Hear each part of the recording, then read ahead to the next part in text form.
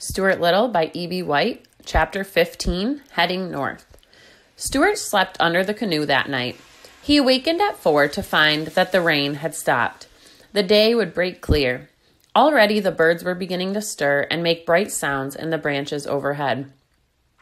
Stuart never let a bird pass without looking to see if it was Margalo. At the end of the town, he found a filling station and stopped to take on some gas. 5, please, said Stuart to the attendant.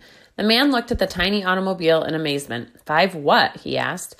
5 drops, said Stuart, but the man shook his head and said that he couldn't sell such a small amount of gas. Why can't you? Demanded Stuart. You need the money and I need the gas. Why can't we work something out between us? The filling station man went inside and came back with a medicine dropper. Stuart unscrewed the cap of the tank and the man put in 5 drops of gasoline. I've never done anything like this before, he said. Better look at the oil, too, said Stuart. After everything had been checked and the money had been paid, Stuart climbed in, started the engine, and drove out onto the highway. The sky was growing brighter, and along the river, the mists of morning hung in the early light. The village was still asleep. Stuart's car purred along smoothly. Stuart felt refreshed and glad to be on the move again. Half a mile out of town, the road forked. One road seemed to go off toward the west. The other road continued north.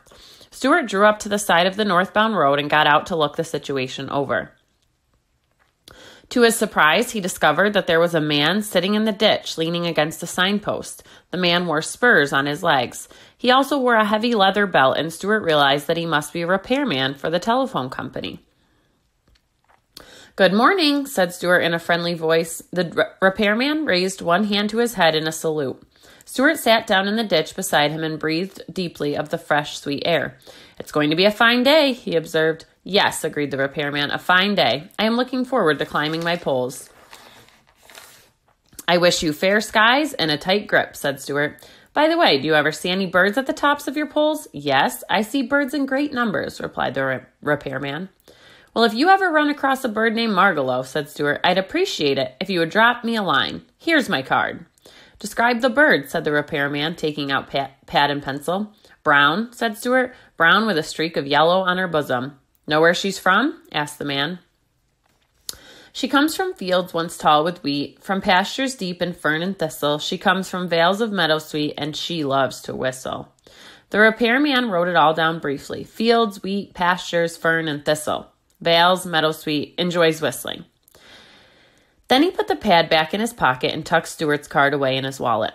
I'll keep my eyes open, he promised. Stuart thanked him. They sat for a while in silence. Then the man spoke. Which direction are you headed? He asked. North, said Stuart. North is nice, said the repairman. I've always enjoyed going north. Of course, southwest is a fine direction, too. Yes, I suppose it is, said Stuart thoughtfully. And there's east, continued the repairman. I once had an interesting experience on an easterly course. Do you want me to tell you about it? No, thanks, said Stuart.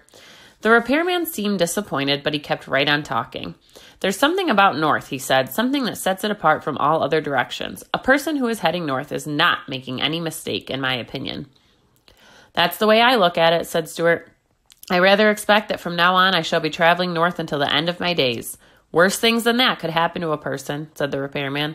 Yes, I know, answered Stuart. Following a broken telephone line north, I have come upon some wonderful places, continued the repairman.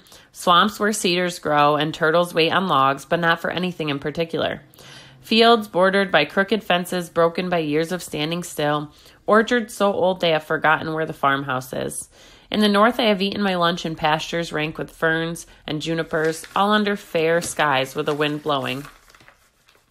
My business has taken me into spruce woods on winter nights where the snow lay deep and soft, a perfect place for a carnival of rabbits.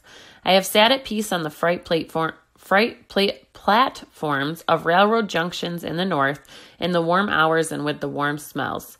I know fresh lakes in the north, undisturbed except by fish and hawk, and of course by the telephone company, which has to follow its nose. I know all these places well. They are a long way from here, don't forget that. And a person who is looking for something doesn't travel very fast. That's perfectly true, said Stuart. Well, I guess I'd better be going. Thank you for your friendly remarks. Not at all, said the repairman. I hope you find that bird. Stuart rose from the ditch, climbed into his car, and started up the road that led toward the north.